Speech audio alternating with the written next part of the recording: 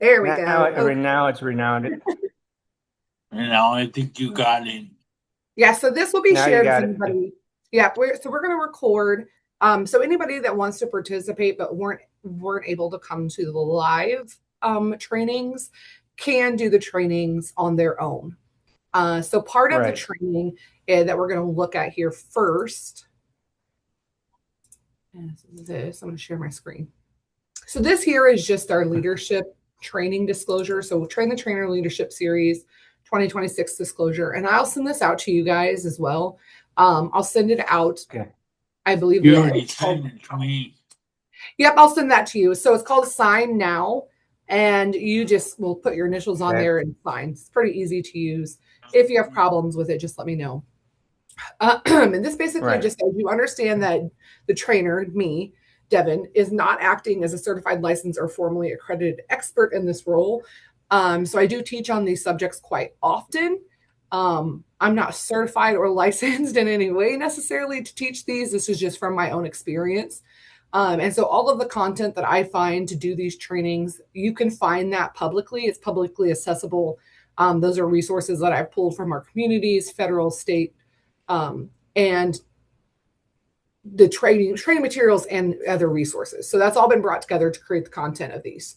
Um, Yeah. Again, it's not professional, legal, or expert advice. So I will give you again experience from my experience, information, and from resources I was able to get from the community. That's what will be in this training. It's Mm-hmm. for educational and informational purposes. That's what this training is about. If you need expert level support or you need more help or have more questions that I can't answer, I can always help look those up. But I would really suggest that you speak with a qualified local professional for any or other subject matter experts or other organizations sometimes can help too. And after you finish this training, while I encourage you to go do said training, you are not certified. You don't have a formal endorsement of any kind of expert in this, right? So we're giving information that is available to people, but we're pulling it into one place to make it more accessible. Does that make sense? Mm-hmm. Yep. Does Yeah. anybody have any questions about any of that? Um, Here's my thought. Okay, Devin. So, in case we didn't know, the question would be the train for one or two trainings, how long do you want those two one or two trainings? How long If should for the training people be? wants to ask, yeah. Yep. So if you choose to give a training, the training, it depends on how fast you give it, honestly. About an hour. It could be less than that. Again, it depends on how long it takes you to get through the training. So that's part of what we're going to go over in these sessions. So today we'll Okay. really go over the information and how to present, how to speak, how to do those type of things as you present. And then Right. on Friday, when we meet again, I'll have you guys have practice these next couple days before we meet again on Friday to go over some more. But that's And just we the can look it disclosure. through before that. Right. Yep. So I just wanted to share that disclosure with you guys. I'm not an expert. This is solely off of information that I have The gotten agreement from, part. Yeah. Mm-hmm. yes. So I'm going to pull up our Yeah. training. So I sent the training out to you guys. If you would like me to print a copy of this training to send out to you, I can do that too. I just need you to send me your mailing address. I did try to send some of them Uh, out, and some of your emails kicked them back to me. So um, this is the vote one we're going to be working on today is voting. And so right. I would encourage you a couple of things. Have this readily available to pull up when you go and do a training. Um, Let me back up a second and say this is not necessarily to teach you all of the information. You don't need to be a Right. subject matter expert. You don't need to be an expert on the information to help people with the information. Yeah. So our goal is not Mm-hmm. necessarily to memorize all of this and know everything it says, right? We have a slide. It's something we can Right. practice with. So take that opportunity before you present to practice. It does help. Sometimes I will sit and I just Mm-hmm. talk through it and I just talk and I just talk. And that helps me hear it and present it. So that is an option for you guys to kind of practice just saying it out loud. You could even do something as silly as presenting it to yourself, right? Just sit in a room and present like you would present to a group, but maybe there's nobody there. So goal is not to be a subject matter expert. It's just really to learn how to be a better presenter. And obviously you will be getting the information as well. So we're talking about voting. Now, I know voting is today, but we do have our general elections coming up in November. So when we're presenting on something like this, right, this is something very specific. Voting, for instance, right? We know there are dates that we vote. There are times of the year that we vote. So it is important when you're doing that to give, to remind them, because now we're reminding them of the when the voting is happening, right? So I can say, hey, voting is happening today. If you missed it or weren't able to vote or didn't vote, this will give you more information for the next time, right? So you're presenting them with what type of training it is, and then you're giving them a reason to use the training. This is why this training is important. It's because you are going to be voting. You should be voting. And this is going to give you information how to do that, because it can be a little scary to register to vote or change your address, to do all of those things. It can be stressful. It can be, but it can be, but we are Americans and it's our civic duty. Yeah, we should absolutely be voting. So you're going to have people who are going to want to kind of come in and like say some things. It's great to have conversations in your presentations. You just need to remember that it is a presentation. And so when you are presenting, right, you are giving those people the information. For you today, it's less about the information and more about learning how to give the information. But say Derek went off to the library and he was presenting to a group about voting. He needs to remember that there is a message in this presentation and that you only have a certain amount of time to give that information. So when people are interrupting, or not interrupting necessarily, some people will interrupt. Some people will ask questions or have side comments, and that's okay. But we have to keep it to a level that we know when it's time to, okay, let's move on, right? You can't be afraid to say, okay, let's move on to the next thing, right? Or I appreciate your feedback, but we need to move on. Or wait till afterwards. Yeah, or you know what? That's a great question. Could you wait till after we're done? Let me finish this slide up, right? So because I don't have much time. Right. Yeah. And you can remind them. I kind of make jokes about it because I think that tends to help ease any anxiety I feel about telling a person they need to stop talking, right? Because that's essentially what you're doing, saying stop talking. I need you to stop talking. And also a stress. Right. So I just make a joke about it. Like, well, they only give me 10 minutes. They only give me an hour to talk to you guys. I know you could listen to me talk all day, right? We make like a kind of a joke. So you guys find the thing that works for you to be able to tell that individual, hey, we need to move on. I appreciate what you're saying. What the hell? Let's but in a very kind, professional way, right? Yes. So that's something to keep in mind. Practice, and you can think about this as we're going too, okay? And we'll revisit it at the end. What do you say? What is your phrase for when you need to move on? So that's what we're going to have. All right. I have notes, but my notes are just so many notes. Okay. So we're going to call this our moving on phrase. Does anybody have any more damn questions? Again, remember, we need to keep it professional and think about our audience. Yes, I know. Right. Yeah. Okay. I was just quoting Vacation or one of the National Lampoon movies. So if you look on the side here, right, it says voting, what you need to know, be informed, make a plan, cast your ballot, encourage others. So you could take those points, right, as a presenter and say, today we're going to get informed. We're going to learn how to make a plan. We're going to learn how to cast a ballot, and then we're going to encourage other people. Those are all the things that we're going to cover today, right? Just touch base. It gives them Hi, everyone. Just a little overview of kind of what you're looking for today, right? So they know what to expect. Oh, I know we're going to be doing these things. Right. Are you registered to vote? So this is an opportunity. If you were doing it in person or online, you can say, Raise your hand if you know you're registered to vote. What are you trying to do? Or how many of you? Yep. Yeah. If you're registered to vote, raise your Like how hand. many of you are registered to vote? Right. Perfect. If you're not sure or you want to help someone else, okay, that's really important to remember. If you want to help someone else, the education isn't necessarily just for you, right? You're Yeah. learning the information to pass that information along. So you might be talking to a group of people who are all registered to vote, but Right. you are Yeah. giving them a resource to now go out and teach other people how to find out that information. Okay. Well, And for also one, handouts. Yep, absolutely. We can have and handouts. Go ahead. and for one, you can be like, well, go down to your local community, or yeah, Yeah, your community auditor's office. That's where I right. had to go, and we found out that my spot was different than my staff's. Mm-hmm. Yeah, Right. So you always recommend that they go back to the subject matter expert. Does everybody know what a yeah, subject matter expert means?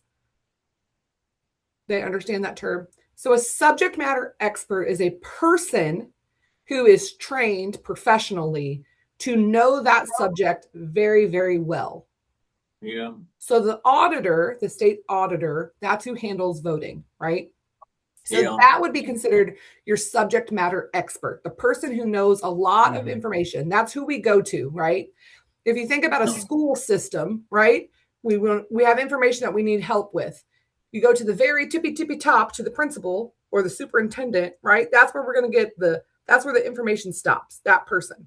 So that's your yeah, subject matter expert, that person at the top. yeah. So if they have questions you can't answer, always say, go back to the subject matter expert. I mean, you have to say it like that, but you could say, oh, maybe we could look at somebody in your area who helps with voting. Oh, maybe there's a resource that you could. Or call them up.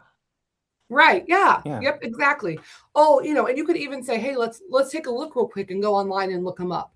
Who is the Sioux Falls auditor? And then pull it up and say, oh, it looks like for Sioux Falls, you would do this. So you could do. I would Or literally like take if them and I'm say, Canton or yeah. Or if I'm in Canton, for example. Yep. right. So it pulls up Minnehaha auditor elections. And I can say, oh, it looks like Lee Anderson is your auditor. Right. So we've given that information to Yep. them right away. Or you can say, oh, you know what? Just go into Google and type in Minnehaha County auditor or Lincoln County Yep. auditor, Pennington County, whatever your county might be. Yeah, Right. yeah, And then we're going to encourage them to go on the website, right? That's what we're already kind of doing. We're encouraging them to go online because the information is there. Some people don't like to go online. Some people do not like to use the computer. The websites can be very confusing. And so we And don't know use it, how. Yeah. right. They don't know how. Maybe they just have never done it before. And you're already, I feel like, kind of stressed maybe about what you're looking for and trying to figure out where you need to go. And Mm-hmm. so this is breaking it down very simply, step by step, but in a well, way that people can use, right, to go back and look themselves. a Right. lot is Also, when it might people not just be for overthink stuff. it might not just be for them. Who else may it be for? Other Right. constituents who would like to, or I don't know. What did we talk about Right. earlier? They might be there to learn, but they might not necessarily you need that. So they're using that information to educate someone else. Yes. Right. Right. So it's not necessarily the person there. It's not necessarily the person training that you're training. They are learning it so they can help someone else. So this Yeah. is the website. If you go to www.sdsos.gov, it's right there at the top. You can read it off. Sometimes if I have to give information and I don't remember what it is, I will say, I'm going to read this directly from this because I want to make sure I get it right. Yeah. That's not a problem. To be It doesn't honest. have to be Hey, ahead. go ahead. And Well, another thing is it doesn't have to be like a handout, but Mhm. you can just look at the screen Yeah, absolutely. You can just look at your screen. And that's the point. Is That you is don't have true. to have it memorized necessarily because you have it right there. But sometimes we need to have something, at least I do, to make myself feel a little bit better of like reading it word for word, letter for letter, right?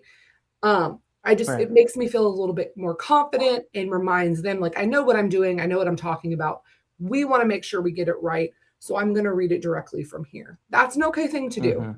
So don't feel like you have to have it all memorized. So if you want to register to vote, okay, so we visited this site, you are not sure if you're registered to vote or not. So you're going to go up here. I always use directions, right? So if you're looking at the screen, it should be on the left-hand side, upper left-hand side, and we have a circle here in the PowerPoint, check voter registration. Does everybody see that? Yes. Yep. Okay. So that's another point. Have them look and verify they see what you're talking about. So I said, upper left-hand corner, it says check voter registration. It's circled in yellow. Yeah. Right. Okay. If somebody, then you have to think about, well, maybe somebody doesn't know the left from the right side. Okay. So if you're looking at the screen, like you that can say side. like this. Yeah. If you're looking at the screen, right, will be this side for you guys, right? Right. So you can do that. Oh, it's on this side. Or if you're in person, you could point. Because some people might not know the difference. I can tell you right now, I'm always like, wait, left, right. So having it circled also helps. You can just say, oh, it's the big, I have it circled there in that big yellow circle with the arrow. So we're going to click this. We're going to click here. Once you click there, it's going to take you to this page. This is where we're going to check our registration. There is some information that you're going to have to put in. In here, we have highlighted it and shown them where it needs to go, right? So we're saying you need your first and your last name. The important thing to remember about this, which I didn't know, and I actually struggle with, because my last name is hyphenated. So I have a name, line, a name. And so when I go in to do my voter registration and check it, if I don't have that in there correctly, it won't pull me up. Sometimes it's just my first last name. Sometimes it's all of it. Sometimes it's just my last. Sometimes it's both of them with no line. So however you filled it out on your voter registration form is how you have to type it in. If you don't remember, try a variation of those. That's what I had to do to figure it out. But first and last name. Right. Next, these are another thing that you need, but you need an or. You need your birthday or your zip code. You don't have to have both. You can have one or the other. Right? Right. This page right here just shows you what we need. So we looked at that first page, right? This is what we need to do that. Yeah. Here is the thing about teaching. When you are teaching someone information that they haven't heard before, it's really important to repeat the same things or show the same things, right? And Devin, yes, a lot of people overthink stuff. When it comes to reality, it's just point, read, and point and check. Yeah. A lot of people overthink stuff because a good example is like you're talking to a kid, how do you put an elephant in the fridge? Well, you open the door, put the elephant in the fridge, and then close the door. How do you put a giraffe in the fridge?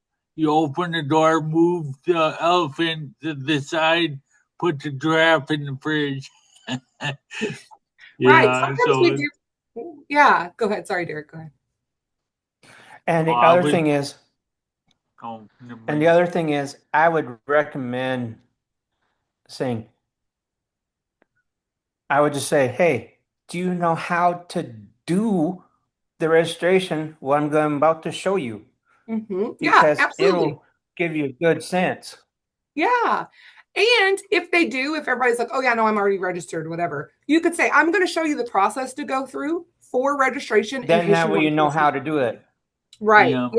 And if it's something that you know your entire group already knows, if you feel like, oh, yeah, they've all said, oh, yeah, we know how to do that, or every one of them was like, oh, yeah, no, I know I'm registered, right?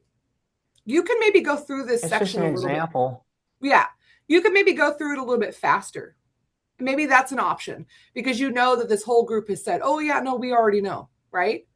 But Derek, you made a great point by saying, oh, now you know how to do it step by step. This is something we can learn step by step.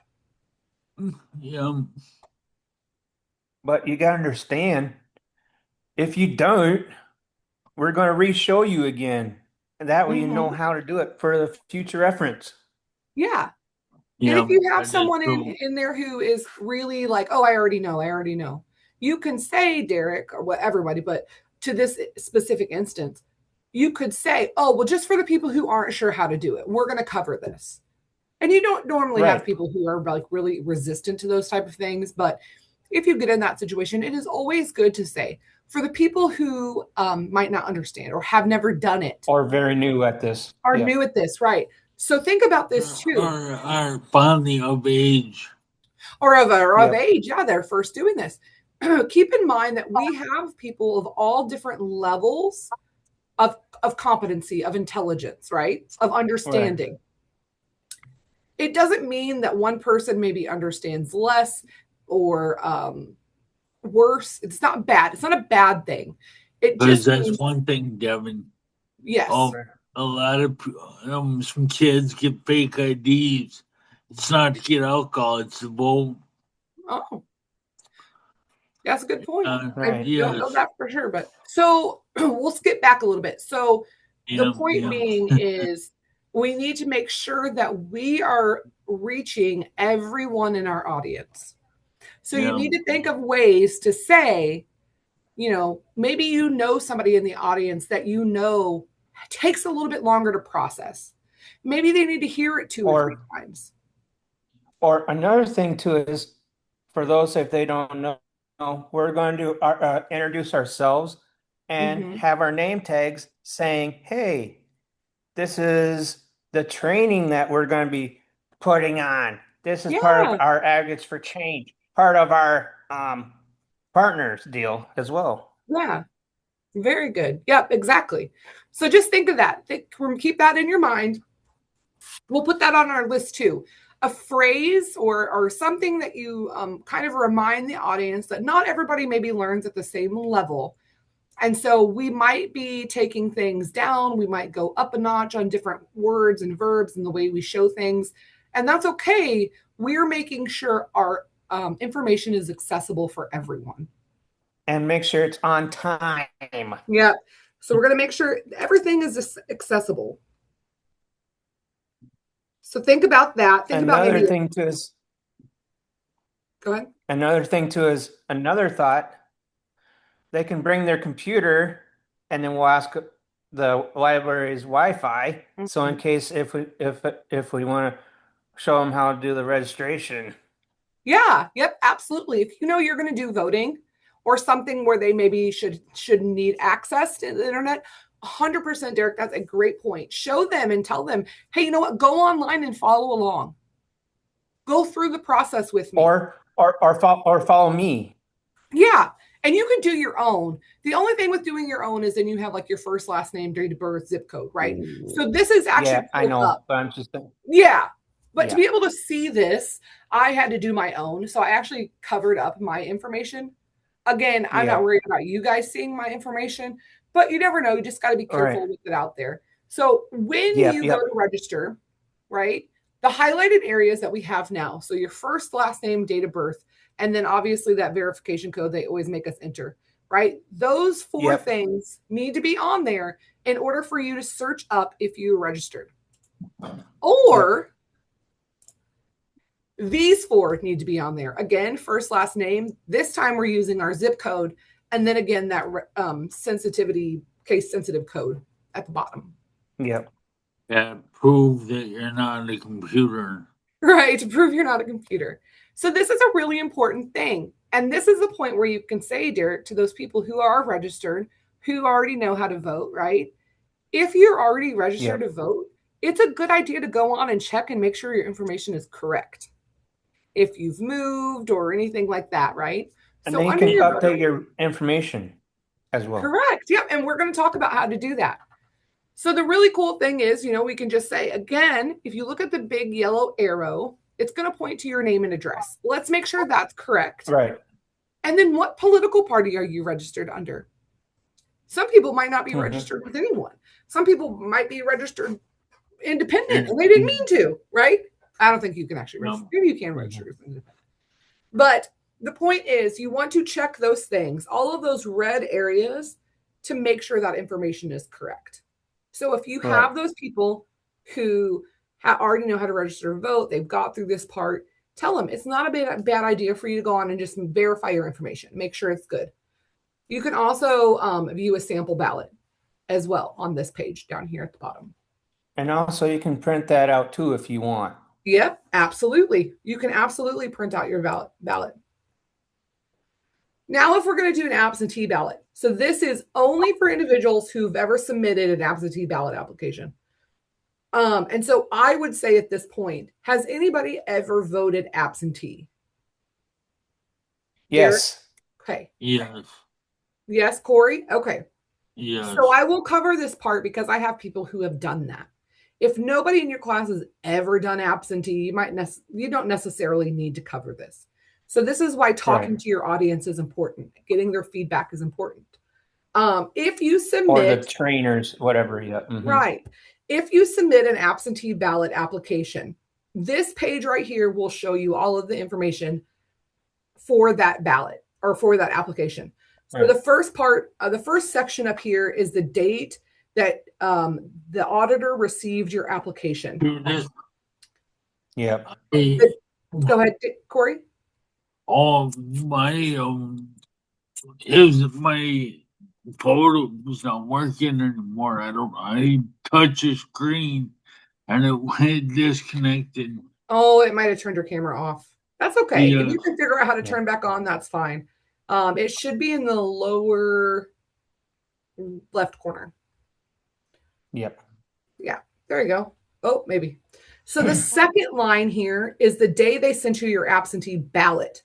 So we've applied and now they've sent out my ballot. Maybe I lost it. So now they're going to send a replacement out, right? There's a date there. Once I turn my ballot back in, the very bottom line down here is going to show the day that the auditor got my ballot back. Yeah. Okay. So again, this is only for what? Individuals. Individuals who specifically did what? Don't be pushing on. Did absentee. Yes, very good. Yes, individuals who did absentee ballots, which Derek and Corey both have done. David, McKenna, have you guys ever done absentee ballots? I don't think I've ever done before. McKenna. No, McKenna. What did you say, David? I'm sorry. I don't think I've ever done an absentee. Yeah, I've never done an absentee ballot either. No, I've always voted in person. But let me explain. Yeah, go ahead. The absentee ballot is very important to do it. But because of that, you have to take it to the courthouse. We can still see everybody. Yeah. Don't touch anything. I'm sorry, you guys. My computer or camera's not working. That's okay. I don't know what the heck I did. That's no problem. I'm not. Go ahead, Devin. So we're going to skip back a few pages, right, to where we're checking our registration. Remember how I pointed out the view sample ballot at the bottom? I backed up a couple pages, and I'm going to tell you why. Because when you show these pages, when people go onto these pages, they have to scroll. They're going to have to scroll up and down the page to look at some of these things. And so it's important for them to understand that. So I have included, if you look on the very bottom left corner, that blue box, it says view sample ballot. Now we're going to skip view. Okay. Now it's at the top left corner. So I have scrolled down on that screen. And now I can see my polling place. Yeah. And what precinct I'm in. I can look at when absentee voting began. So it began in April 17th of this year. And that's for this June election. And also, for this today. And also another thing too is you have to know what district that you're in as well. Because you have to know what district. Yes. So this will give you the information. So actually, I didn't even blur this out. This is actually where I'm supposed to vote. Yeah. So this is where I vote at. But that's is that right? That must be right. So this is where you would go vote. Not you necessarily. This is where I would go vote. But that's where that information would be. Mhm. You would go look at. Right. And so we can ask Because people, people oh, this is a good time to kind of get some of that interaction. Oh, where do you guys vote at? Like what votes do you vote at? So for me, I went to Harvest. Okay. I Is that went a to church? sorry. I went to Life Change Church right You went to across the church? street. Okay. So, and this morning I went to the Dakota Prairie Playhouse in Madison to vote. I was in Madison today, David. I went to an elementary school. You went to the elementary school? Yeah. Right. So now we can kind of see where everybody gets to go, right? We Yeah. have some churches in Right. there. We have a community kind of center playhouse that David got to go to. Corey went to an elementary school. Yeah. I went to community center, a school today, a church. Trying to think. I went to I 5 go places. to a church. Yeah. Yeah. So this is just an opportunity to talk, right? Now we've talked about, oh yeah, they know where they went. If they've looked it up, they could be like, oh, I got to go to this church. Oh, that's cool. Yeah, I go to that church too, right? We're making those connections with everybody. We're kind of talking about where we go, just opening that conversation up for what those people may or may not be doing. Does that make sense? Right. Yeah. Yep. Very truthful. Devin, so can you guys see me? No, I cannot. Not yet. Okay, well, I did Okay. something to my camera. I didn't mean. That's okay. Yeah. I mean, Right. I'm using my staff's laptop, and it's brand spanking new 20 years ago. That's okay. Well, we can't see you, but you can hear us at least, so we'll keep moving on. Okay, thank you. Of course. So here's some additional voter information. These are important things to know because things change. This year, something has changed. Do you guys remember what has changed this year for voting in South Dakota? The voting. The what, Derek? I think it's a voting registration. It's kind of voting registration. I got it. Yeah. I think. Sorry, Derek. I think you can tell me if I'm wrong. Okay. I think you can both. Let me process through this. Okay. That's okay. You can both. You can vote for both Democrat and Republican because isn't Jamie Smith a Democrat? Jamie Smith is a Democrat, but Sioux Falls is having a mayoral election. That's why he's on the ballot. This is a Republican. That's right. Primary.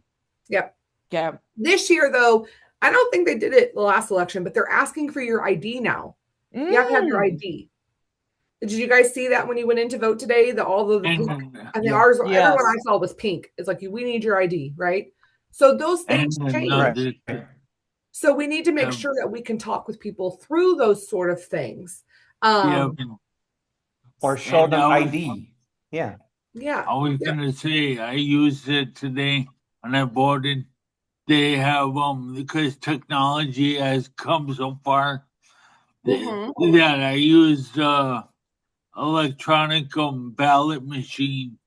Yeah. And you listen up and you just select who you want to vote for. And I had a volunteer that helped read and then read me the the people that are going for that.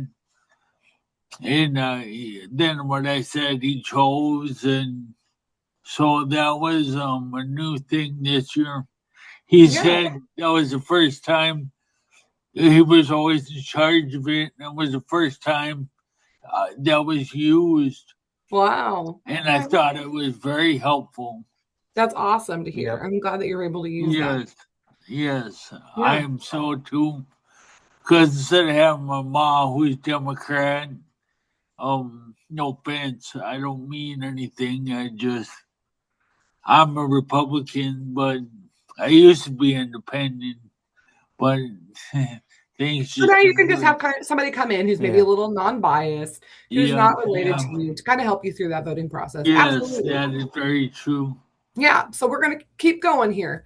So on this Yes, page okay. specifically, at the very top bullet point, it does talk about how we recently came up with the redistricting and it might have changed where you reside. The district might have changed. So it's good to look that up too, in case you're curious about that. Again, you have to have identification at the polling place. So if you click here where we circled kind of off to the right center a little bit, there's that yellow circle. It says click here. So if you click on that, it's actually going to take you to this page here. Really what it shows on the left side. I just screen cut that and blew it up. But this talks about what voters have to show proof of identification. And so you can have your driver's license, non-driver ID, your U.S. government photo ID, so like a passport, a U.S. Armed Forces ID, or your military ID, your CAT card. You could have a current student photo ID that's from a South Dakota high school or South Dakota accredited institution of higher education, so college, right? Or a tribal photo ID. So those are the IDs that are required or that you can use at the polling place to prove who you are. And so it does give us some information about what if I don't have an ID. If you don't have an ID, you can sign a social identification affidavit, and then they'll let you vote. You have to sign this affidavit before you're able to go in and vote if you don't have an ID. Right.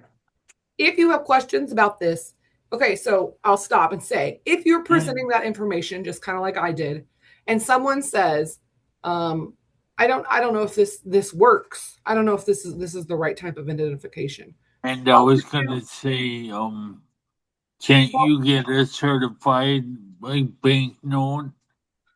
Hold on one second. That you are who you are. So if you present this information to a group, like I just presented it to you, and an individual comes to you and says, I don't know if my ID works. I don't know if the ID I have would work. What would you, as the presenter, who's not an expert, tell that person to do? Go to your I forget what he's called.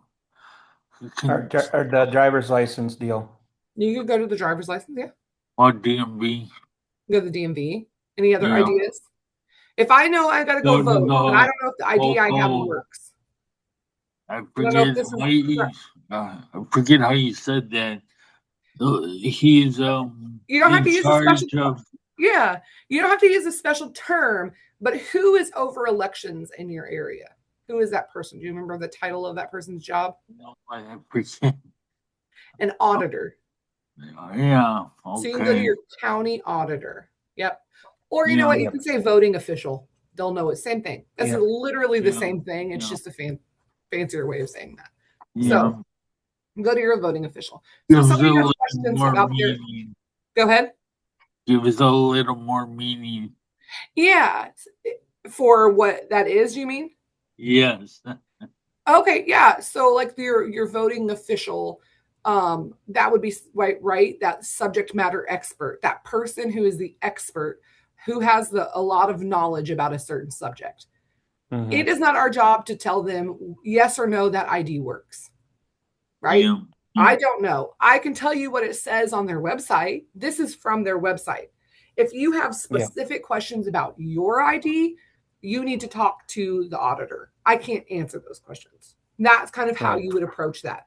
I can't answer those questions. It's a great question for your auditor. I could help you find their phone number. Yeah. Right? Or to give them a call. Yep.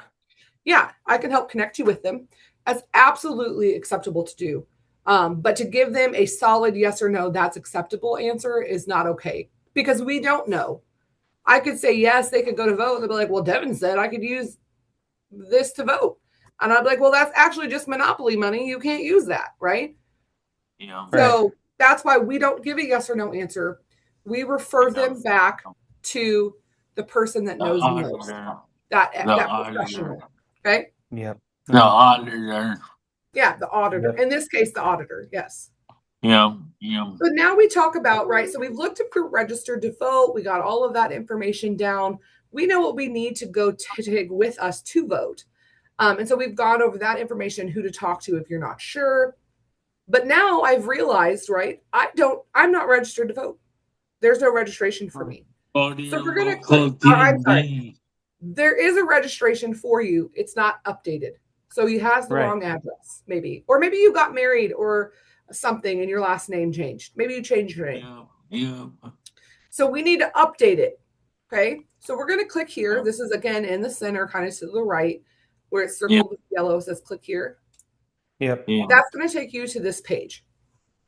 Yeah. Sounds exciting. Yep. The voter registration, same form that you use to change your address, phone name, cancel your registration, or change your party affiliation. Yeah. So one You form, can go to your local DMV. That works too. so one form does all of those things. So even though it's your voter registration form, it still does those things. Okay. So in this case, we're just talking about updating information, just updating. Right. So the same rules apply though. So if you have to update, say your address, you moved and have to update your address, the auditor has to have that at least 15 days before the next election. So 2 weeks before the next election, a little over 2 weeks. Okay. Yeah. So if you click on this, you kind of go down to the center of the page where it's red underlined voter registration page. Does everybody see that? Yeah. Okay. So where it says voter registration page, if you click on that, you'll download the form for the registration for updating. Okay. So we're going to click on that. Yeah. It's going to take you to this registration and voting. So you're going to download and print. So we go from this page, we click here, it's going to take us to the page, and then we're going to download our registration fillable PDF. Okay. Right. It says they have a voter cancellation form. It's literally the same form. I don't know why they have it named 15 different things. I don't know. I'm not, again, South Dakota. I'm not the expert. They just have all of these forms, right? That are really. This is South Dakota. So, we get our mail by horse and buggy. Yeah. So if you're not sure, if you look it up and you're like, I don't know if this is the right form, who should you advise a person to contact? The auditor. Right. Their county auditor. Absolutely. Yeah. So this is what your voter registration form looks like. Is anybody familiar with this? Remember filling this out? Yes. Yeah. Yep. So this form, that same registration form is what you're going to use to change your address. Not really. You don't remember seeing this? I just remember going to DMV, getting my new ID, and then registering to vote. So they did it for me. It just asks a little bit of information here. I thought this box was funny because there's some places in South Dakota that don't have addresses. So you have to give them a physical description of how to get to your house. Right. I thought that was pretty funny. Yep. I didn't know. Funny that you're the one that has to use it. Right? And then you have to be like, turn left at the maple tree. I don't know. Yeah. So that's that form. Truthful. Very So truthful. this is how do you register to vote. So maybe we're not registered at all. Okay. Again, it's that same form. But here are some of the things. This is the law here, or the rule that you need to be able to vote. So to register to vote. So to register in South Dakota, you have to have you have to be a U.S. citizen. So you have to have a South Dakota driver's license, those identification cards we talked about earlier. Does anybody want to tell me one of those identification cards we talked about earlier that are okay to use? Yeah, Derek. Another thing I would do is my idea would be non-driver identification. Yeah, your non-driver's identification. Perfect. Or your student ID. Student ID. David, you got one? What? An identification you can use to register to vote? Well, now you need to have like your address and the current. What What ID could you use for that though? But I use like my driver's license.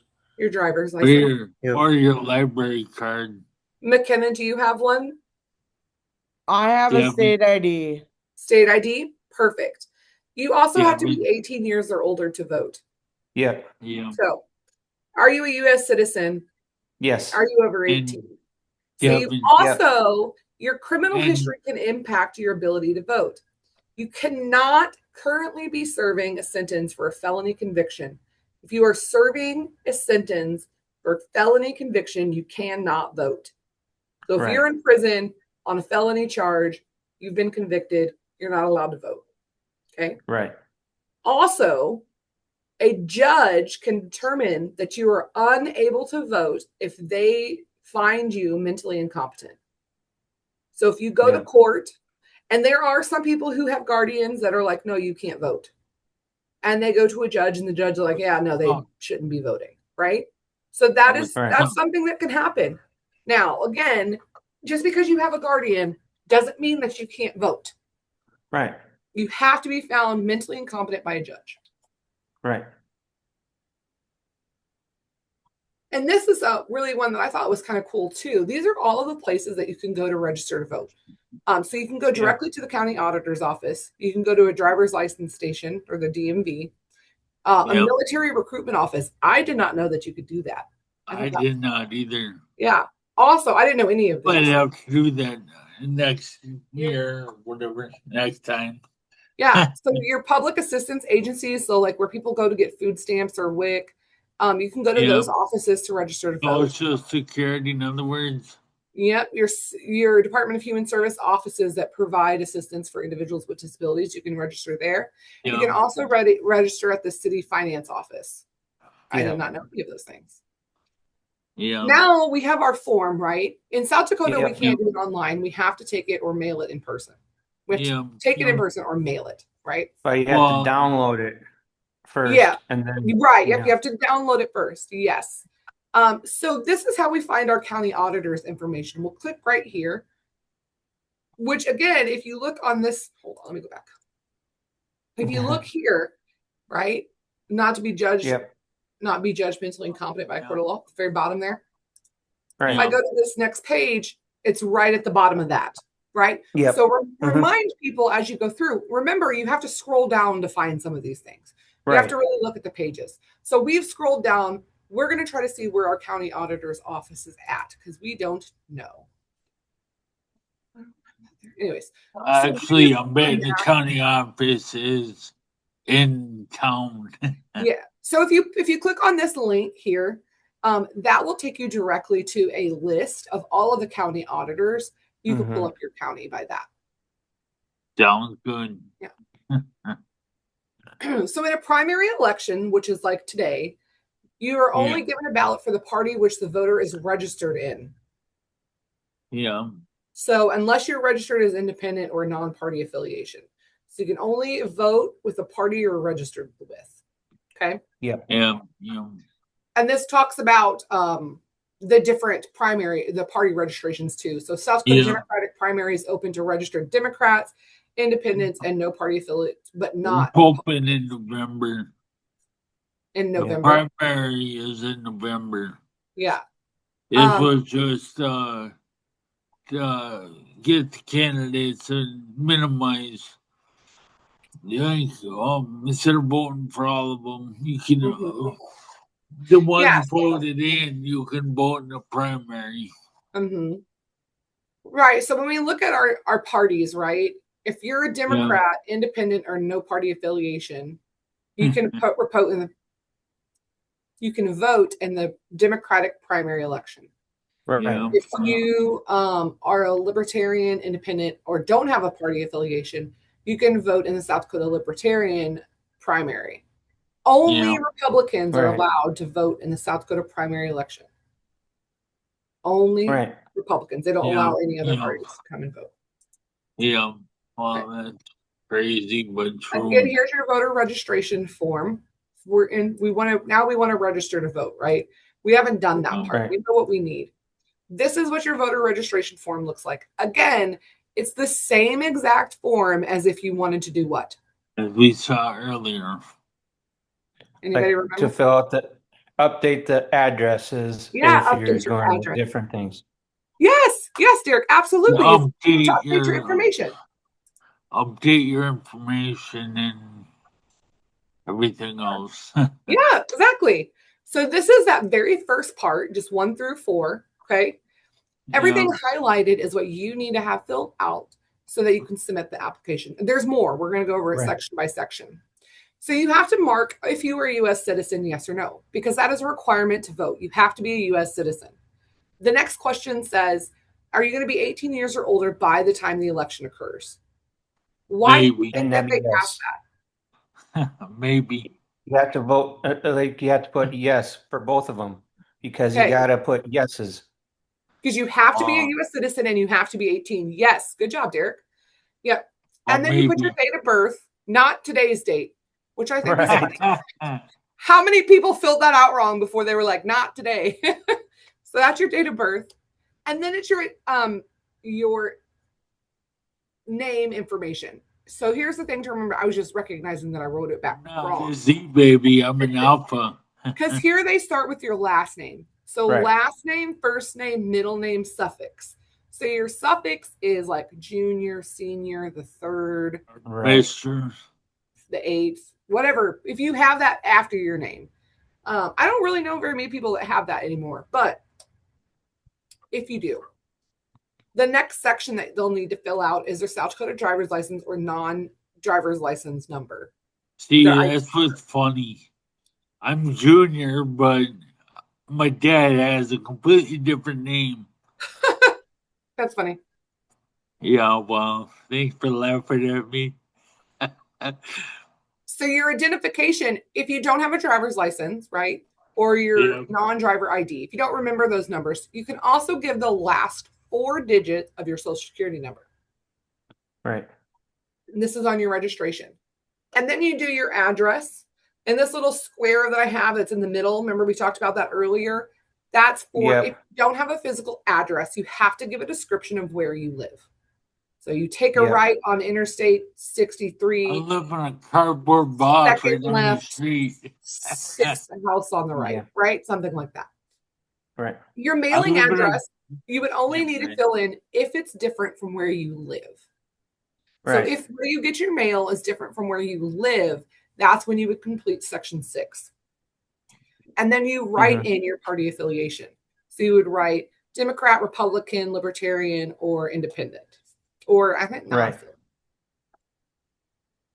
And then obviously you want to sign and put today's date. There is a back of this form. You sign? Where you can sign up to be an election worker. So you can sign up here if that's something that you're interested in. And then you give your contact information, just your email address and your phone number. And then if you look at 11 is a section to cancel your previous voter registration information. So if you've moved to South Dakota from another state or moved within South Dakota or changed your name.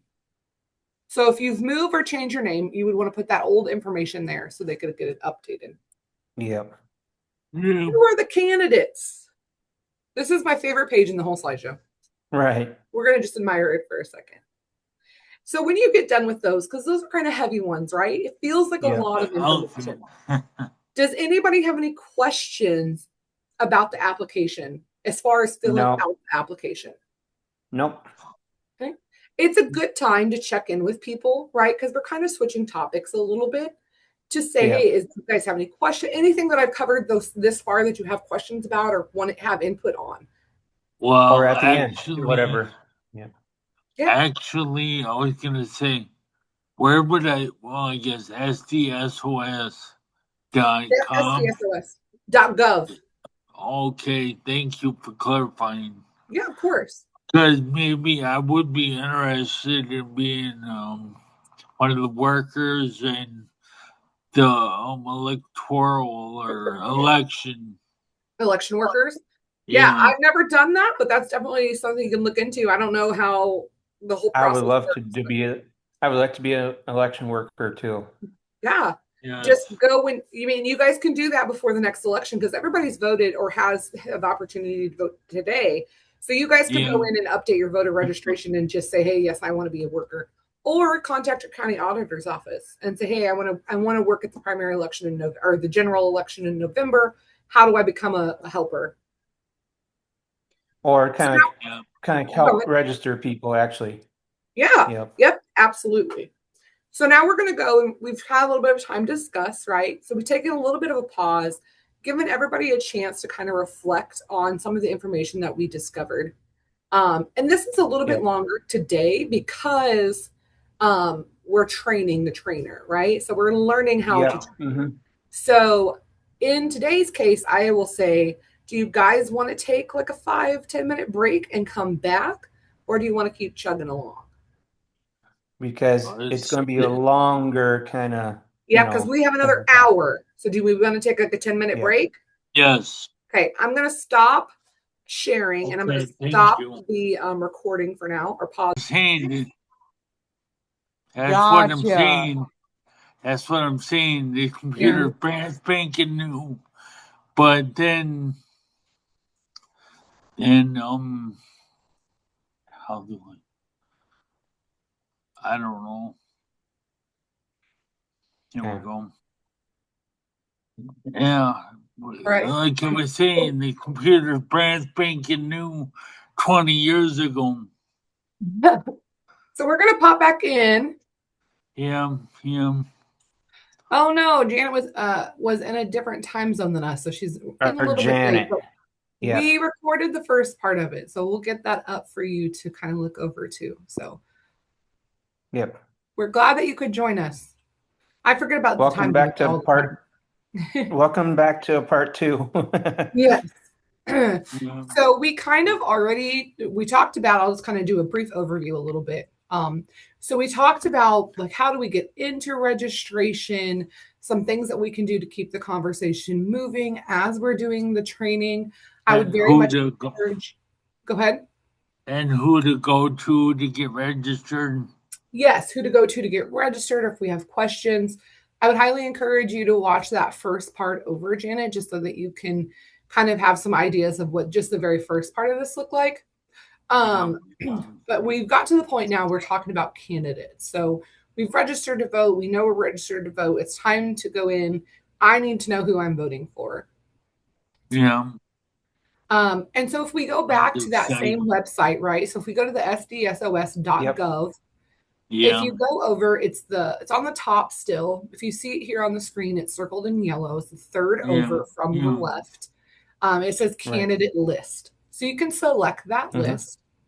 And then it talks about the primary election candidate list. So then it just kind of gives you a bunch of things here about the candidate list. So if they're not listed, they're waiting for the documentation to be filed, possibly. They're not listed until they get all those certifications from the Secretary of State office. The following positions are nominated at a state party convention and will not show up on this list until that state party has certified the candidate. So sometimes you might not see stuff on the list. If you have questions about that, I would say first go up to the top of that page and kind of read through that. If you have more questions, you can always reach out to your county auditor and just speak with them about, hey, this Bob Jones was supposed to be on the list. I don't see Bob Jones. So this is the primary election, right? We were talking about general election in November. So our general election in November. I have a question. Yes, go ahead. I wanted to vote for Bill Murray for on primary, but I'm Republican. Bill Murray, he's Democrat. Do I get the chance to vote for him? Or is it going to be all Republicans? You would get to vote for him during the general election. Right now, it's Republican primaries. So now, you can only vote Republican. Yeah. Okay. So if you go on this list, if you see on the kind of the center of the page, it's circled in yellow and has a red, it's highlighted in red. Does everybody see that? Yep. Yeah. Okay. So that is for the general election. The list that we have right now is for the primary election. So what's happening today? If we want to look about what's happening in November, we need to select that list to pull up that candidate list to see those individuals. Right. Yeah. So 2 different lists. So this is our general election. So if we click that box that we just saw that was circled and highlighted, we click this, it's going to take us to our general election, which looks like this. Right. Yeah. And it has some of that same information up at the top. Yeah. Okay. Yeah. So here's some more information on voting in elections. So we're going to go back to that very front page. Again, you have to scroll down. Yeah. So we're going to select the Division of Elections. Right. This is important for this page, and I think to point out to people, because this is what the top of the page looks like. You select one of these boxes, but the page doesn't move. You have to scroll down. So even if I select, say, that first one, this election information, the page won't move. I have to scroll down, and that's where it like comes up at. Right. So if you ever get to this page with an individual, make sure you scroll down because it's not going to pop up. A really great thing to do, especially when you're using a website during or for your training or training someone on that website, go in and practice what you're teaching them. If they're saying, oh, this is how you check your registration, go in and check your registration, even if you know how to do it. Familiarize yourself. Because I'm sure Devin knows, because the worst thing a presenter can do is, the best thing to do is practice so you know the information. Yeah, practice. Go in and go over the PowerPoint, walk through the PowerPoint, have another page. And talk through it. Right. Yes. That's exactly right, Derek. As you're going over the webpage doing your own thing, talk about it. Talk to yourself about it. If there's something that's difficult, say it out loud. Oh, because this part, the reason that this is like this is because I walked through step by step. And I noticed that every time I clicked the box, I couldn't find where it was. And I was like, why isn't this popping up? What's happening? Because I wasn't scrolling down. So that is a piece of information I found out because I use the website. And so go on. Practice. Go ahead, Derek. And the other thing is, if any questions that you might have, we'll stop and we'll talk about your question. Yeah. Yeah. And then, or wait till afterwards. Yeah. And some presenters don't like to be interrupted while they're presenting. And it's okay for you to say, just let your audience know that. Say, hey, you know what? I really prefer that you guys save all your questions till the end. And I'd be more than happy to answer them then. I will tell people when I present, I really like to have a conversation. I don't want to just talk at you for an hour. I like to have conversation and talk. However, I do get off track. So those are just something we don't know. Or Q&A at the end.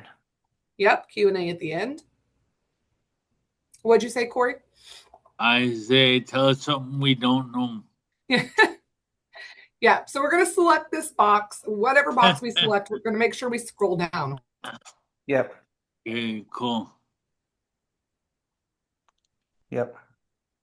Sounds good. We froze up, I think, there. That's on the lower right-hand side. Does everybody see that? Yeah. Yep. Okay. So we're going to click this box, and then we're going to do what? On the webpage. Look at the voting information. Oh, we're going to scroll down. Scroll down. Yes. Scroll down. Yep. Yeah. See how it's up here? See those boxes? Scroll down. Yeah. It took me a minute to figure this out. I'm not going to lie. So we're down here on the general voting information. A lot of people who will see a web page, and it's very overwhelming because there is a lot of information. And that's why we point out specific things, right? This is not to say an individual can't come in at another time and go over that. I would highly encourage everyone to take a few moments, go in and just kind of click around, see what you can find. Even as you're giving the training, tell them, go in and look and just see what's there. Even if it's not while you have to, while we're not really worrying about an election right now. Because like I was saying, that people tend to overthink stuff. Just because you click on it, a lot of things are point and click. Yeah. Yeah. click a point, and the best thing to do is scroll down. Yes. Yes, Derek. Just using my nerd But knowledge. what I'm trying to get at is if the audience has a bunch of questions, Yeah. either have us stop or just wait till the end for the questions. Yeah. Yeah, that's absolutely an option. Yeah. So true. I would encourage people to go through, just kind of look at things, see what they can find. But we're going to look at polling place accessibility specifically. Generally, you're going to be talking with individuals with intellectual developmental disabilities, and we want to be able to tell you what we know about the accessibility of a polling place. And so we can click over here on that lower left-hand side. So assistance is available. If you have a disability that's either I don't know why I list it like that. A disability or physical limitations, you can ask for assistance at the polling place. So planning ahead, which we kind of mentioned this very early on, that you can contact your local county auditor, right? We can contact their office before the day that I need to go in and set up special arrangements for myself. If I know that I'm going in and I have a walker or a wheelchair and I need to make sure there is enough clearance in the building that we're going to be in, it is okay for me to call the county auditor and say, I am in a wheelchair. I want to make sure that I'm able to get in. I'm able to get into the building. Or maybe I need help reading the ballot. And then I say, hey, I'm going to come in on election day. I'm going to need some help going over the ballot to be able to read it and to review what's on there. All polling places are required by law to be accessible. That's what disability rights Or maybe you don't know what some of the bills are or whatever. That's why they're there to help you find out what they're about. And I think, but I don't know. It's just me thinking out loud. So a lot of your county auditors aren't going to give you, say, oh, yeah, this bill, this, right? They're going to point you again in that direction of the expert. So they probably will point you somewhere to where that law is written up to review. It's very unlikely that you're going to have an auditor say, well, this or this or this, right? Or give an opinion on it. Because their job is to really be neutral. Yeah. Right. That's very true. And what were you going to say, Derek? And other thing is, or the amendments, like, or what the amendments are, or anything like that. Explain it a little better It was that. torture. I hear you. Reading it all. Yeah, it's a lot. And that's why it can be important to look at them before you go in. So planning ahead isn't just about calling over to the county auditor's office, right? We can remind people from our own experiences. You know, when I went in, I really wish I would have read the ballot first. Or I really wish. Or looked on the website for it. Yeah. Right. Or I wish I would have looked on the website. Right.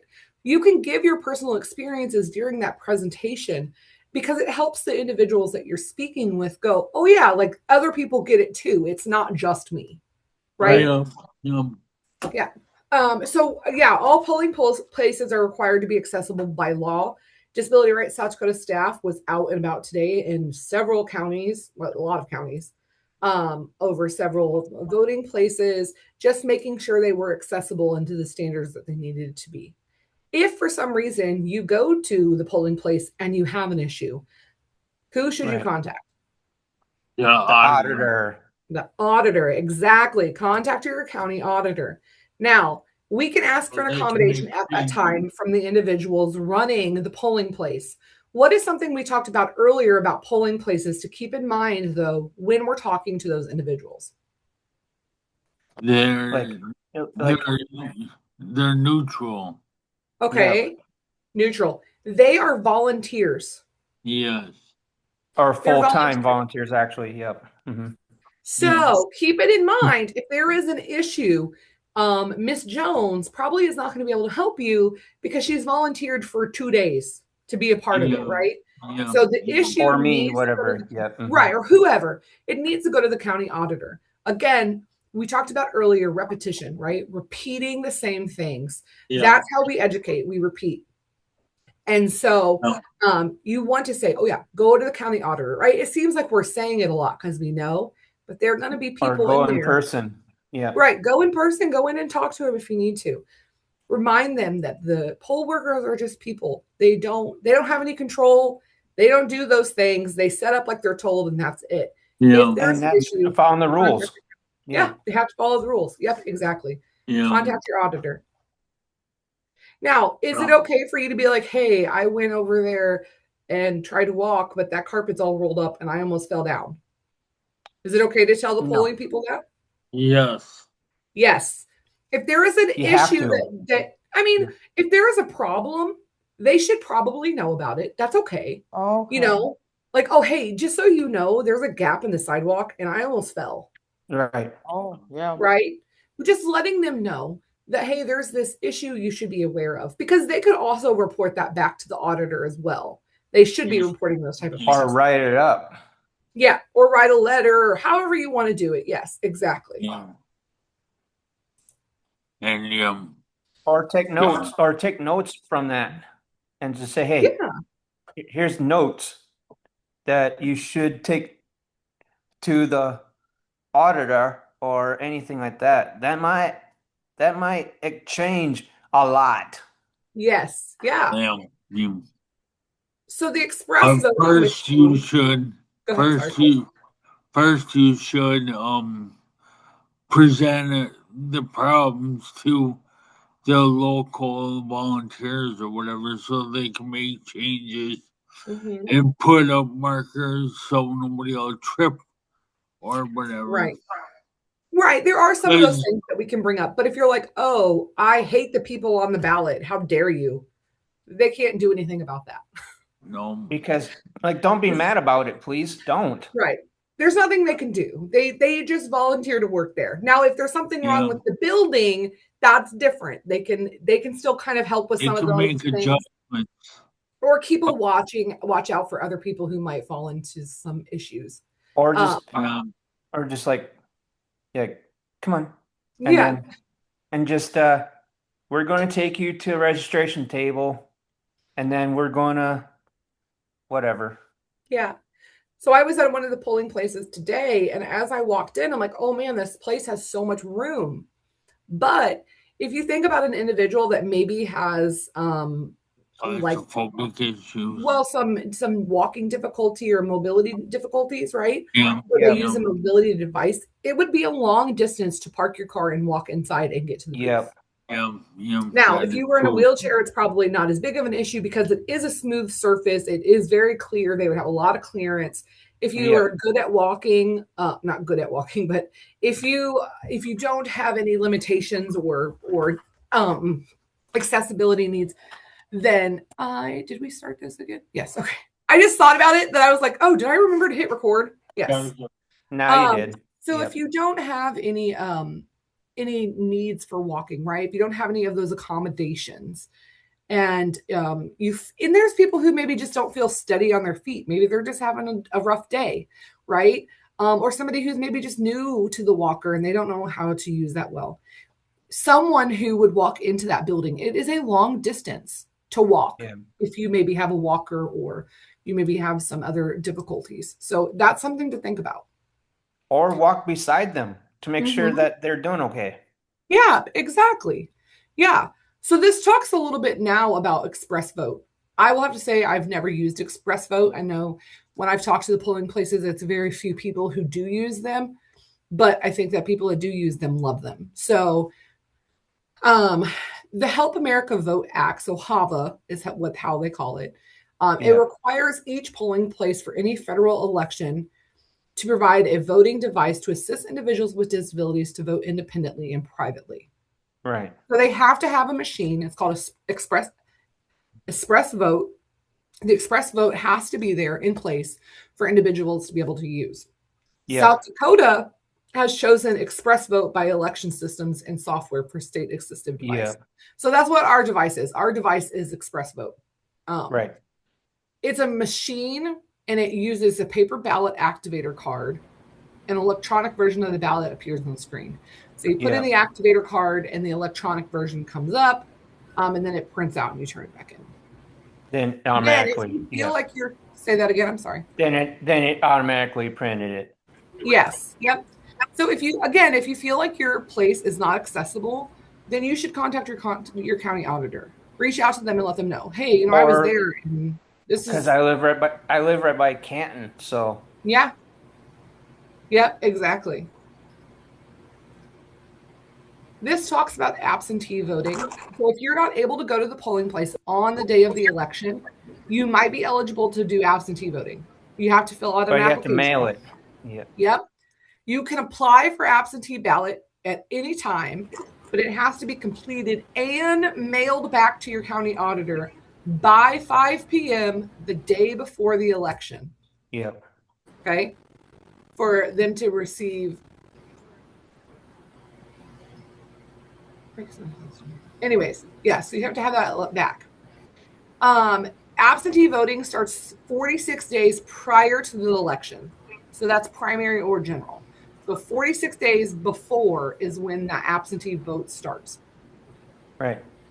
If you're confined due to sickness or disability, you can vote absentee through an authorized messenger service. So the application for that has to be received before 3 p.m. on election day. Right. So those are some things to keep in mind. There's different options for absentee voting. I don't have all of the details on specific situations. So if you have questions about that, you should contact, The auditor. yes, the auditor. Does anybody have any questions? The things that you have to consider, like you got to understand there's numerous things you got to understand here Mm-hmm. that you got to say, hey, do you have any questions that is really concerning that we need to really uh talk about? Because I know it's a lot for you guys because I know it's kind of hard, but another thing is you got to understand there'll be a lot of paperwork that you have to take with you at all times because you have to look at the paperwork at the voting thing that we know what it is. Mm-hmm. Yeah. And that's another way of doing that. And that's my recommendation for the folks out there. Yeah. So here's the thing to remember about being a presenter. You are not going to be perfect. You are not going to present like other people do necessarily. The way that Derek presents might be that it will be different than McKenna presents, or Corey, or David, or Janet, or me, right? We are Or all Kayla or whatever. Yeah. right. We're Hmm. all going to have different ways of doing our presentations, and that is okay. Your job as a new presenter is to learn what that is. Your job is to learn how what's my tone of voice going to sound like? Am I going to fluctuate it? Am I going to use silly voices? Am I going to be animated? I'm animated. I talk, I move my hands a lot. If You you have ever to. hear me Yep. Hmm. speaking, I always, most normally, have something in my hands. Almost normally, every time I'm on Zoom or anything, I have something in my hands. I don't know why. It's a habit. I do it. I don't mean to. Generally, it's a pen. If I have a fidget, I will have that. Um, Right. it again, I don't know why. It's just what I do. It's just what it is. So as you're presenting, see what feels good to you. Maybe you're just a person that's like, I'm going to give you this information. We're not going to talk and interrupt and stuff until the end. We can ask questions. And you can say that at the beginning. Let them know. I would appreciate if you guys all saved all of your questions till the end, and I can clarify any of them at that time. Or that's my rules. Yeah. And if somebody asks, say, that's a great question. Could you write that down and we'll revisit it at the end? Right? Yep. So Yep. come up with those things. If someone interrupts and you don't want them to, how do you address that? What do you say? Yeah. Shh. Remember, we have to remember our audience, who we're speaking to, and the Yeah. professional level that we're at, right? And so we might want to be like, just stop talking. Please just stop talking, right? As a presenter, you have to maintain professionalism and say things like, hey, that's a good question. I would love to answer it. I'm going to have to take that at the end of the presentation, though. Or Right? hold the conversation till Right. that. Yeah. if people are talking, I've had people who will talk and not meanly, not in a mean way, but they're just talking like in the background, and I stop presenting because I'm not going to talk over you. I feel like it's rude, and you might be having a conversation that's necessary, and that's okay. But if it's gotten to the point where I have to stop, I think that most of the people I speak to are adults. They are accountable enough to know if I've stopped talking, maybe there's a problem, right? Right. Those things work for me. It might not work for you. You might have to just practice every single day, the whole thing for 2 months. You might practice it the day before. You might not practice it at all. You might just wing it. Everybody is different. So don't feel like you have to match up to other people. However, if you know what your style of presenting is, I would highly suggest finding someone that complements your style. Sometimes that's somebody who does it just like you. Right. Right? Other times it's someone who is opposite of you. What works for you? What helps you be a better presenter? What helps your class learn better? That's what's important for you to do. Now, are you going to know this the very first time you present? Probably not. Probably not. Probably not. Now, all of you, I think, have presented at some point or another. It doesn't mean we're very new at this too. Yeah, or very new. It doesn't mean that you can't get better. We're always improving. We're always looking to improve. I have a really hard time with Zoom meetings.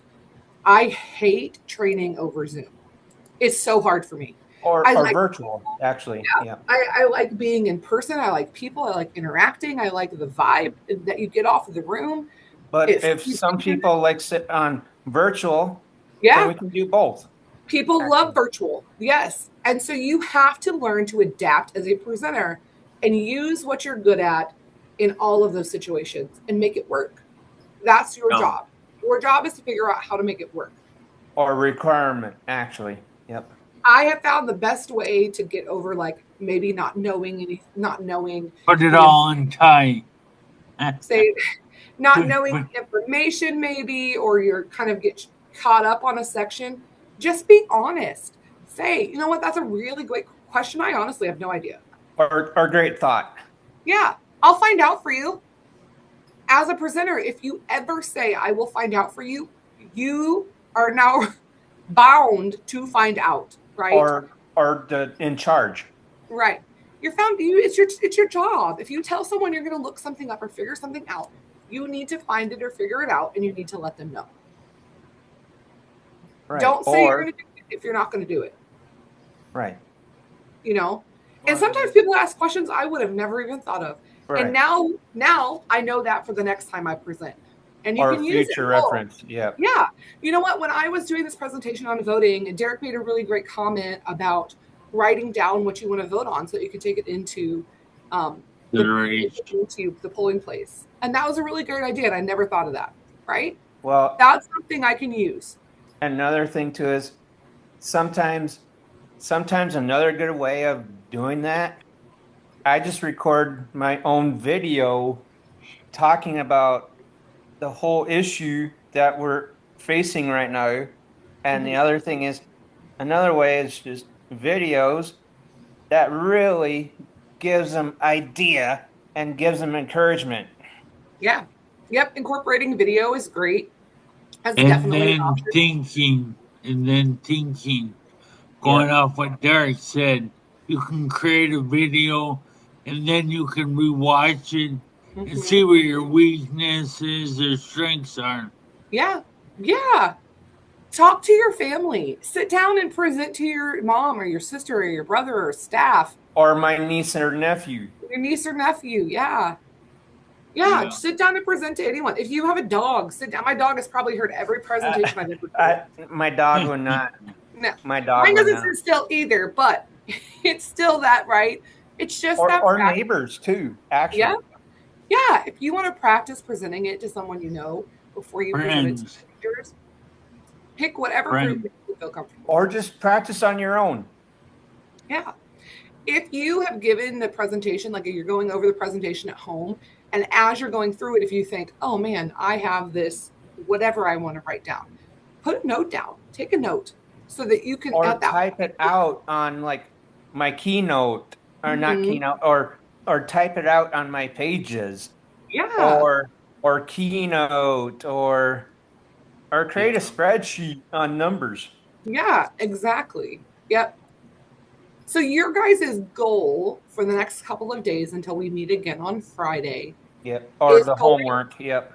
yeah, your homework is going to be to go over this PowerPoint, go over the slides, practice a couple times.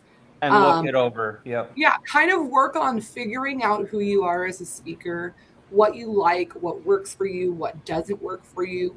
We'll report back um, and talk about those things. And we'll each take some time to go over the slides. I'll give you an opportunity to present on a few of them. And Doesn't have to be a lot. yeah, nope, it doesn't have to be a lot. What if So, my computer, my camera's down? yes, your camera is down. Well, what do I do? Well, I would just go ahead and talk to your person, Corey, and let them know to help you out. That's another way, Yeah, Corey. yeah. What if they don't know? No, I'm just saying, I would just go ahead and still talk to that person, and then Yeah, that really Yeah. help. Okay. Or yeah. if that does not work, Corey, go to like I can use um a phone. yes, or That'd that, be a yeah. little better option. That'd be Okay. a Yeah, better option, Corey. yeah. Thanks, Derek. I'll do my best. But Hopefully, I get it straightened out. I'm going yeah, to split these up here yep. really quick. And Yeah. would you give us the website, Devin, so that way, in case if we want to figure out what we want to do Mhm. for that? I know. SDSOS.gov. Yep, I knew that. I'm talking about the for the presentation part that we had to do. So I'm just saying, yeah. Well, and I'm The thinking, website for, I guess, what website? Do you mean like the sdsos.gov website? I know that part, Devin. I'm talking about like for our PowerPoint. So in case Oh, if the we Canva, yes. Okay, gotcha. the Canva or whatever it is, because that way if we have information that we needed, you Oh, know, yes. You guys should have all received that in your email. that Canva. Yes. Yes. Your PowerPoint you should have gotten. I can't send a PowerPoint to you, David. It doesn't allow me to send that. It kicks it back every time and tells me that the file's too big. I would do the Google Drive, Devin. That might help. Yeah, I can try that for yours. I'm going to write that down. Did you get the PDF I sent, though? Yeah, I got the PDF. Okay, work on that for now, and I'll work on the Google Drive, okay? Yeah, I just thought I'd throw it out there, but I'm just trying to, you know what I mean? Yes, no, that's perfect. But I'm talking about the Canva, like those. I don't have the, yeah. Yes. What do I do to...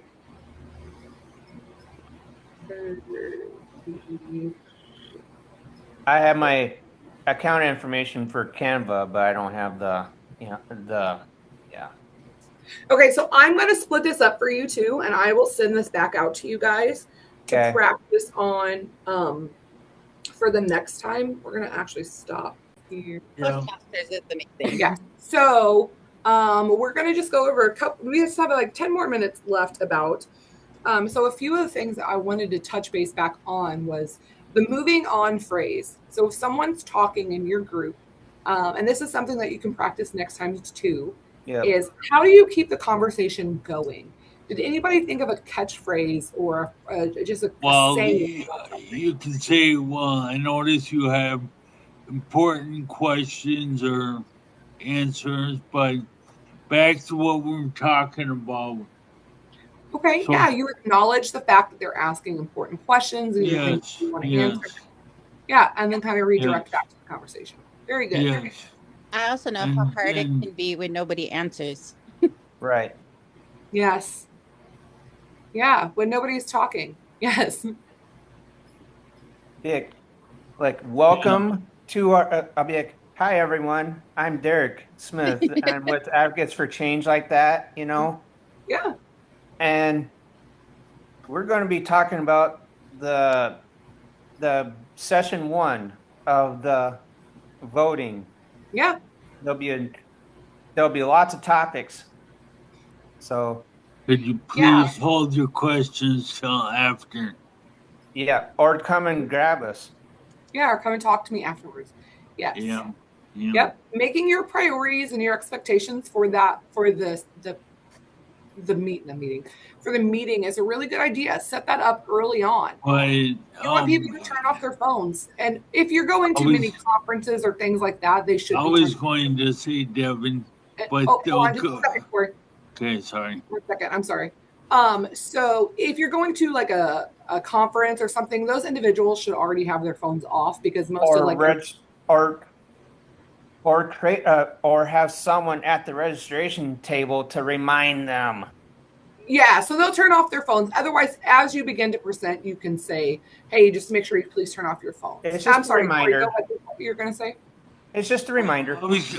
I was gonna say the best way to keep the ball rolling in the same direction is you can say, well, back to what we were talking about, and then pick up where you left off. Yeah, that's what we Unless you forget. Yeah. What about you, David? If you have a phrase or saying to kind of redirect the conversation back to what we're talking about. I don't think so. You don't got one yet? That's okay. You could just think about that too, is how do I get the conversation back to what I'm saying? How do I make people pay attention back to this? Can we take like just for example, like can we take like 5 to 10 minute break and then come back to it, and that might help. Yeah. Take a little bit of a break and come back. Yep. I like that. What about you, McKenna? Got any things that you could maybe say? I think Derek got all the ideas that I was gonna say, but mainly, yeah. Yeah. What about you, Janet? You got any ideas on maybe if we're going to redirect? That's kind of what we talked about early on, is redirecting people if they get sidetracked on a conversation, to bring them back into that conversation of what we're presenting on. And then have a conversation outside of it too. Yeah, you can. Do you have any thoughts on that at all? As many meetings as I attend, it's always, you just kind of go with the flow. And like you said, the catchphrase, I mean, some presenters will wait, for a really long time to wait for a response. And if they're not getting one, then it kind of gets a little awkward. Mm-hmm. Nobody quite Or doesn't know. sidetracked. Yep. Mm-hmm. Yeah. So either, tell yourself, okay, I'm going to give them this long before I put my catchphrase out there. And then, it's just all about the vibe, your tone of voice. You're just happy to get back into the conversation and it's no BS questions. Yeah. Devin, that's great. Isn't this a good topic where we can do elevator speeches? For voting? Well, to get back on topic, kind of jump over the categories. I mean, it would kind of be similar to that elevator speech, just that short sort of staying to just turning around. I'm not as great at it as some people. Some people are really good at redirection, and I really like to have people talk. So I'm like, oh yeah, please tell me more. But I try to say, okay, I really back to the point. Can we? But let's get back to this, or, yeah, that's great. But let's finish this. Or we're going to table this conversation. Yeah, let's talk more about this later. Yeah. So those are some things to think about for when we come back on Friday. Is what are some of those phrases we can use to turn the conversation back around to the subject? Yeah. And then the only other thing we talked about was I have written down our accessibility phrase. Yeah. So do we have a phrase that we could use when we're talking about how's the ease? making sure things are available for everyone in the class. Right. So for example, you could say, it's just to make sure everybody understands, or how I ask, oh, do you guys all see that? Do you see what I'm talking about? Or just to recap. Yeah. Yeah, exactly. Just to recap, do you need to do this? Right. Right. Mm-hmm. Or if I say something like supercalifragilisticexpialidocious, does everybody know what that means? Mm-mm. Nobody does. Nobody does. It's a pretend word. Right. Well, So do something like that that. rhyme. Just something to kind of redirect, turn us back to making sure everyone feels accepted in the class. Right. And but sometimes it can be hard because our language and the way that we say things has to change. We might have to repeat things sometimes, and it's okay. And our class should be reminded that everybody's at a different level here, and that's okay. And we're all here to learn. But we need to make sure that we're reaching everyone in a way that works for them. But in reality, the best thing to do is be like, so does everybody understand what I'm talking about? Because some people might be like, no, and then they ask, well, I don't understand like this. Yes, so that's a good point to touch on, Corey, because some people have no problem being like, I have no idea what that means. There are other people who will not say, I don't know. Right. So that's why it's your job. That's why it's your job to make sure. That's why it's your job. Oh, sorry, Corey, just a second. No worries. That's why it's your job to make sure that what you're saying is accessible to everyone. Yeah. That what you're saying is at that level that everybody can understand. Right. So it's not that you can't use those more complex phrases or sayings, but that you should then take those complex or big sayings and things and break them down a little bit, right? Right. The complex is that more developed, there's more to it, right? Mm-hmm. So we're going to take that more to it and break it into smaller pieces to make it more accessible. Right. So like when I say, for example, what's the phrase we used earlier? We said, you're subject matter expert, right? Right. That's a big phrase. That's a lot of things. I don't know what that is. If you've never heard it or never been introduced, you wouldn't know what that was. Right. So then you say, or some people would call it, or this, right? So now I've said it once this way, and now I'm going to break it down and say the way you're trying to say is, I remember when I had my first beer. Does anybody know? Has anybody heard of like the old, not old wives' tales? That's not really what they're called, but they're like sayings. They're like just weird sayings that you're like, what did that mean? Right. So like, have you ever heard anybody say a horse apiece? Yes. Okay. So a horse apiece is something that when it's like the same. It's the same thing. That's what that means. It's a horse apiece. It's the same thing. Or have you ever heard don't look a gift horse in the mouth? Right. Yeah. No. So that saying means if somebody's giving you something, then you shouldn't question whether it's good or not, right? Right. They're giving you that. So do you see how I broke them down though? I've given you this phrase that you're not familiar with, and now I've taken it and said, or this. So right. When somebody says don't look a gift horse in the mouth, what they mean is don't question gifts that are given to you. Right. So now I've said it this way. I've introduced you to it, and I've broken it down for you to help you understand it a little bit better. Devin, is this a good one? Tough titty, said the kitty, while the milk's running dry. I have heard that one before. Yes, that's one of those phrases. Yep. That maybe wouldn't use that one, but that is definitely a phrase. Again, you want to remember your audience, and you want to maintain.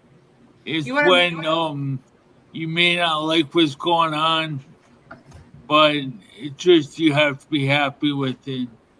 Yeah. So again, remember our level of professionalism and who we're speaking to. We want to keep that up. So while that is an example, it might not be the best example that we can give. Yeah. Okay. All right. Yeah. That's what I grew up everybody with. has their assignments. I'll send out an email to you guys just letting you know what to do for next time. That'll come out to you today. If you have questions, I'll probably do it on my. Oh, sorry, just a second, Corey. So I will send those out to you today. If you have questions, just let me know. And then just make sure you review the slides and just prepare yourself kind of for next time. Right. Okay? I was actually curious. And then If just so you know, for the presentation part, always wear your Advocates for Change shirt. So in case, say, hey, this is what we're doing for our presentation. That really helps. Yeah, if you Yeah. have a uniform, yeah, if you have a shirt that you can use to represent the group that you're with, absolutely wear that. Otherwise, just kind of dress a little bit nicer. I have my Advocates for Change shirt on today. Yep. So, yeah. All right. Well, I appreciate you guys all for coming. Thank you so much And for see you joining us on Friday. our first session. We have really big news coming out today for partners. Really, Yeah. really, really big news. So please, please, please check your Facebook, check your email tonight. You're going to hear some stuff about partners that I'm super excited of. It's really big, and it's going to be so amazing. So thank you guys. I will see you on Friday. Afternoon. Use Yeah. Facebook. Yeah. Bye. Bye, guys. Bye. Yeah. Bye. Trying to figure out how to